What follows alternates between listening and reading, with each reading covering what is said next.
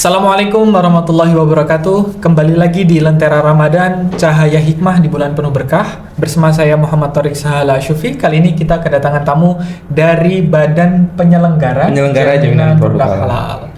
Kali ini kita bersama Kak Dea dan juga Bang Dika.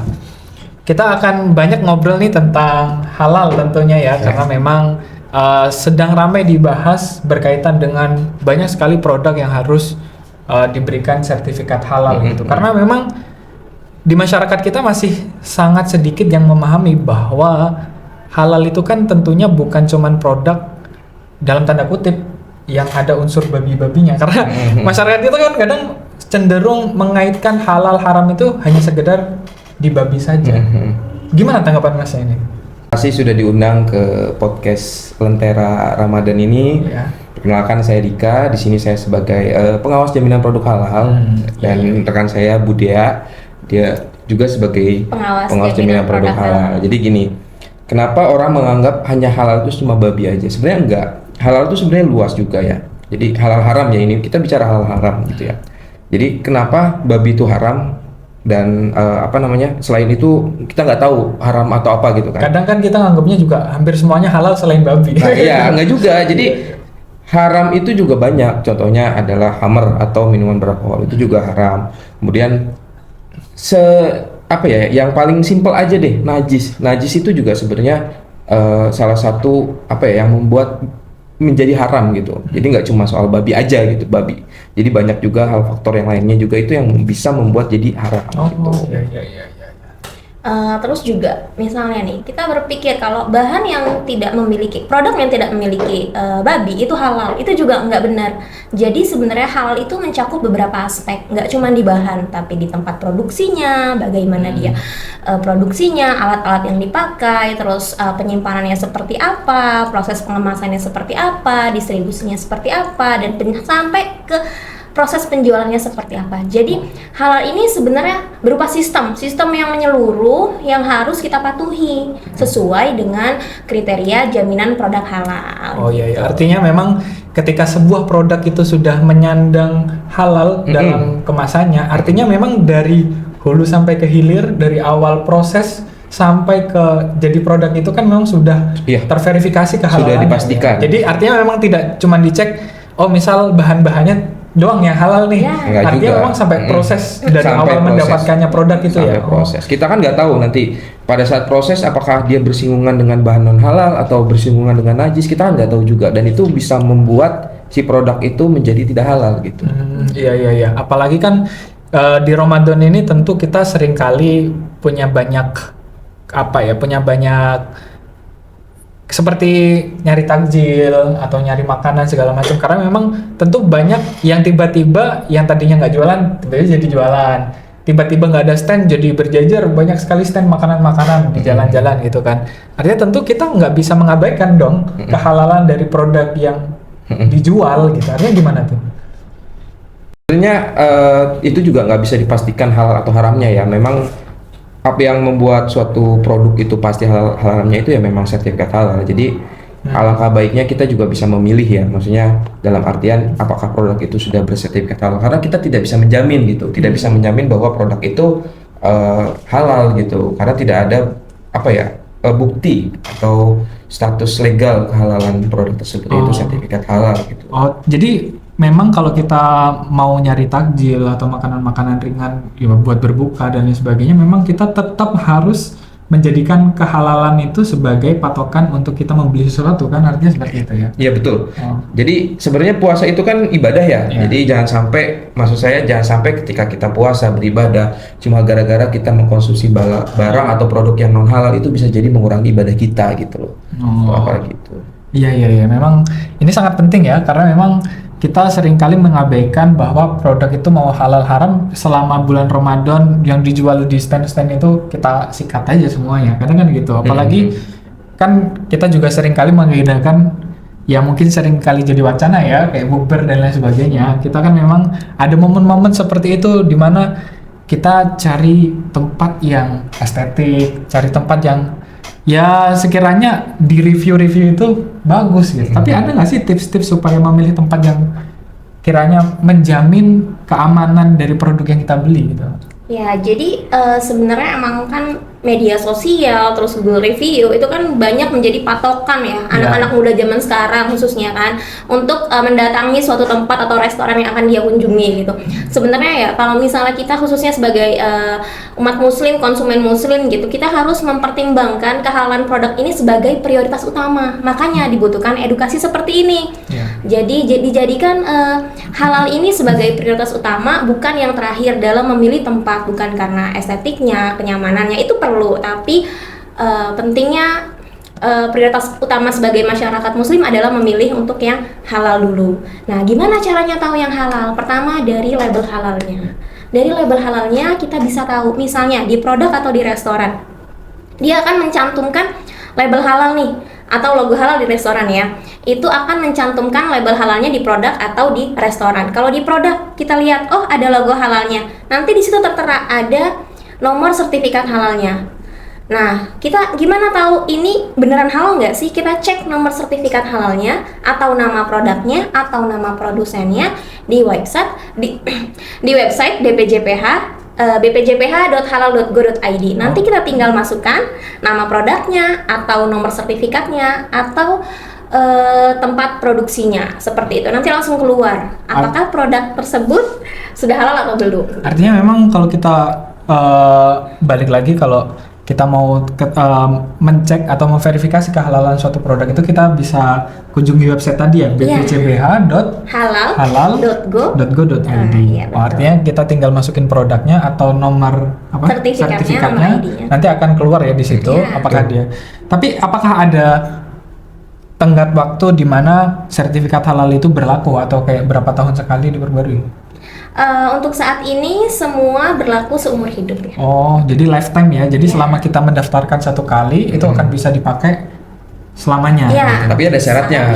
Oh, apa tuh? Syaratnya itu dia tidak boleh ada perubahan. Di mana perubahan itu termasuk bahan, proses dia memasak atau proses produksi halal itu tidak boleh ada perubahan. Jadi ketika ada bahan atau proses itu berubah, maka dia wajib untuk merubah. Oke.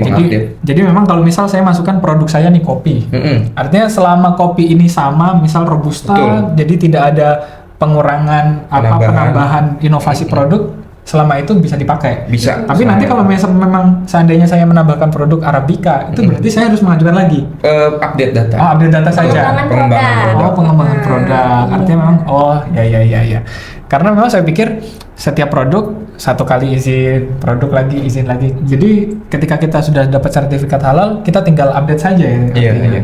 Oh ya, mungkin dari awal kita kan memang membahas halal ini hanya di seputar makanan ya. Karena saya berpikir bahwa saya pernah punya kulkas itu ada logo halalnya Mas di situ. Saya tertarik karena memang apa yang perlu dikaji dari sebuah kulkas kok sampai-sampai dia dikasih label halal. Artinya halal ini kan nggak cuman mencakup persoalan makanan ya. Artinya banyak cakupannya ya. Banyak. Mas.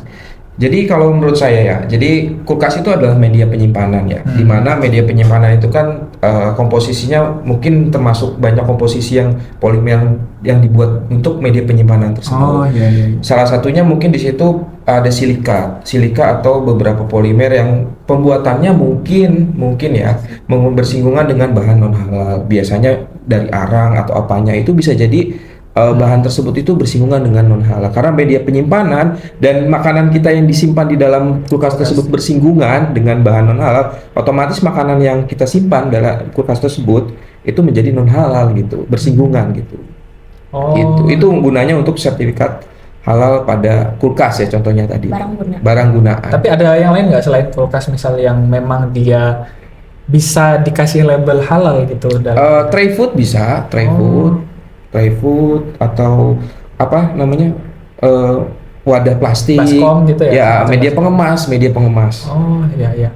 Artinya memang semua yang berkaitan dengan makanan termasuk tempat penyimpanannya, wadahnya dan lain sebagainya memang itu harus wajib bersertifikat halal.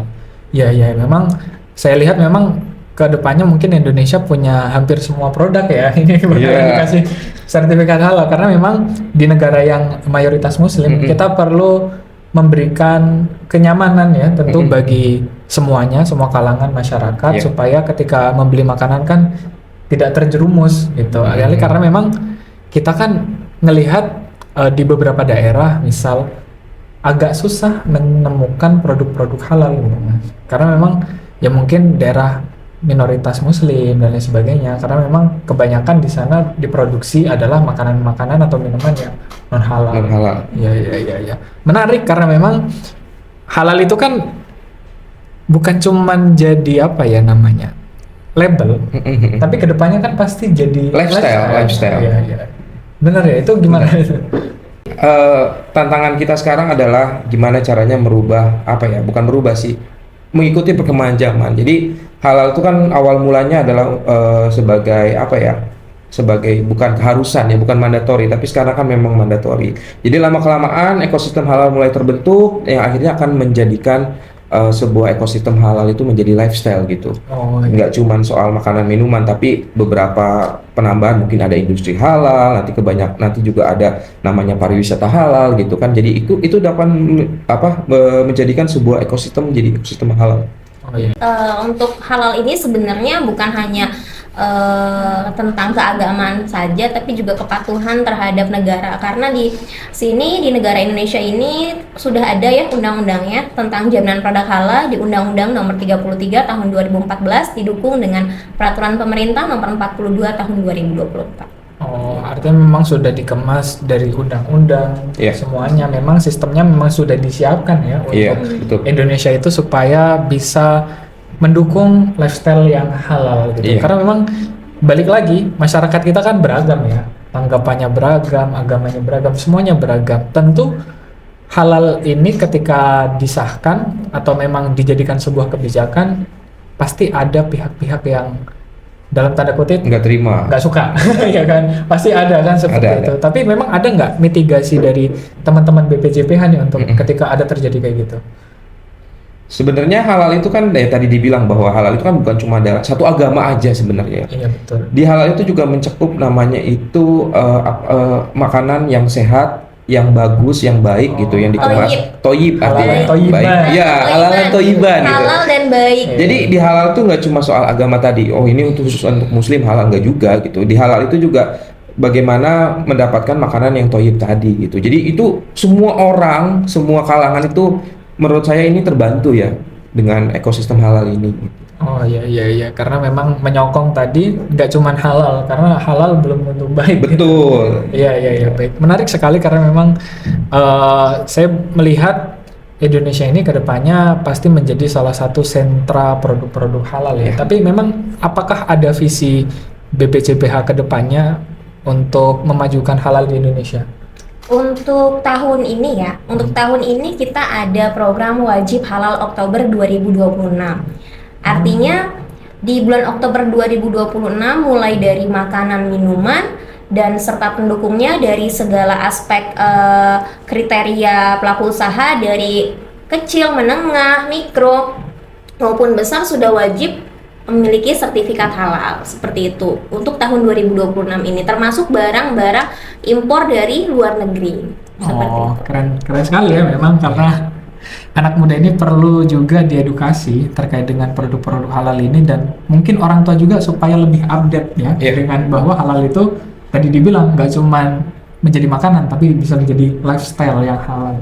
Tapi saya ingin bertanya sekali lagi bahwa apakah ada yang ingin disampaikan kepada anak-anak muda, bukan cuma anak muda sebenarnya, masyarakat umum, bagaimana supaya mereka lebih aware, lebih waspada, lebih sadar terhadap produk-produk halal ini?